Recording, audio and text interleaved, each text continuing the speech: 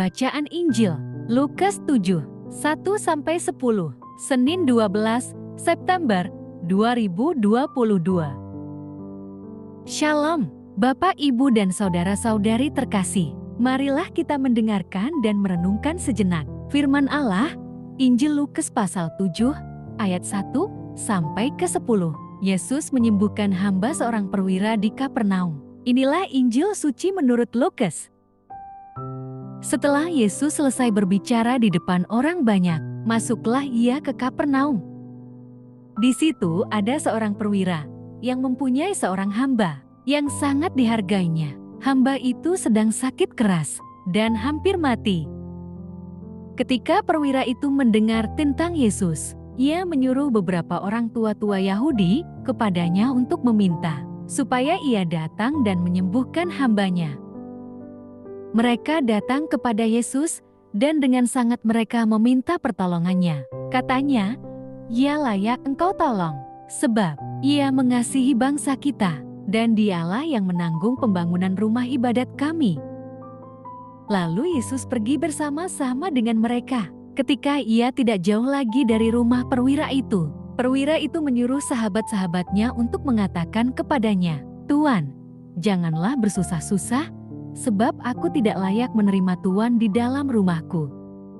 Sebab itu, aku juga menganggap diriku tidak layak untuk datang kepadamu. Tetapi katakan saja sepatah kata, maka hambaku itu akan sembuh.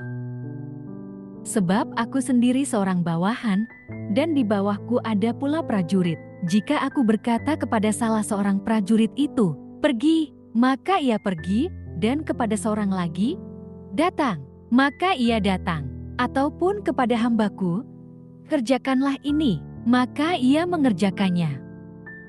Setelah Yesus mendengar perkataan itu, ia heran akan dia, dan sambil berpaling kepada orang banyak yang mengikuti dia, ia berkata, "Aku berkata kepadamu, iman sebesar ini tidak pernah aku jumpai, sekalipun di antara orang Israel."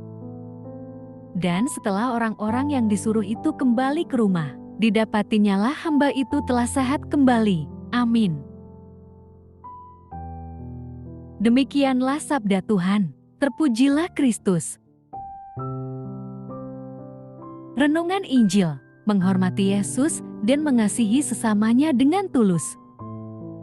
Semangat penjajahan bangsa Eropa bisa jadi mewariskan arogansi dalam kekristenan. Misalnya, banyak orang Kristen mengaku sudah diselamatkan, sehingga merasa lebih baik daripada orang lain.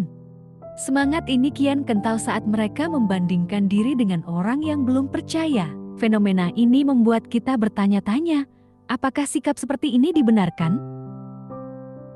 Dalam nas ini, kita membaca kisah seorang perwira Romawi yang takut akan Allah dan sangat mengasihi orang Yahudi. Setidaknya, ini dibuktikannya ketika ia mau menanggung biaya pembangunan rumah ibadat.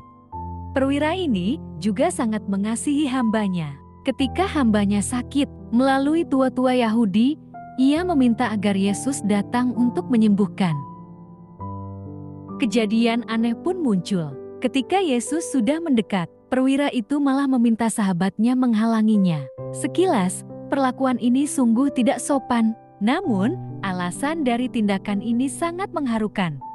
Ia melakukan itu karena merasa tidak layak menerima dan menjamu Yesus. Mungkin perwira itu merasa sangat berdosa, sehingga tidak pantas menerima tamu semulia Yesus. Yesus mengagumi iman perwira ini.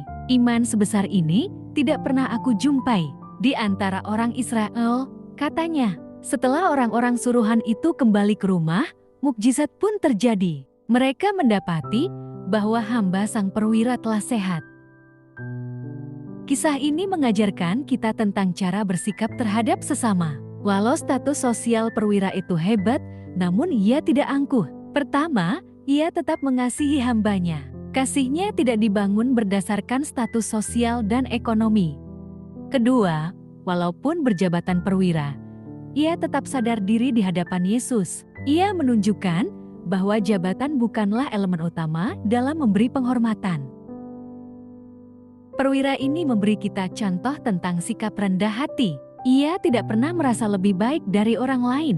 Ia menghormati Yesus dan mengasihi sesamanya dengan tulus. Apakah kita memiliki sikap seperti perwira ini? Tuhan, ajar kami untuk rendah hati. Marilah berdoa. Allah Bapa, sumber pengharapan, Engkau telah mengikat perjanjian dengan semua orang melalui Yesus yang terurapi. Semoga kami selalu berpegang teguh pada Dia dan berkembang menjadi umat yang patuh setia. Dengan pengantaraan Yesus Kristus, Putra-Mu, Tuhan kami yang bersama Dikau dalam persatuan Roh Kudus, hidup dan berkuasa Allah sepanjang segala masa. Dalam nama Bapa, Putra, dan Roh Kudus. Amin. Terima kasih sudah mendengarkan dan merenungkan firman Allah. Jangan lupa subscribe dan jangan lupa juga aktifkan loncengnya. Terima kasih, Tuhan Yesus memberkati.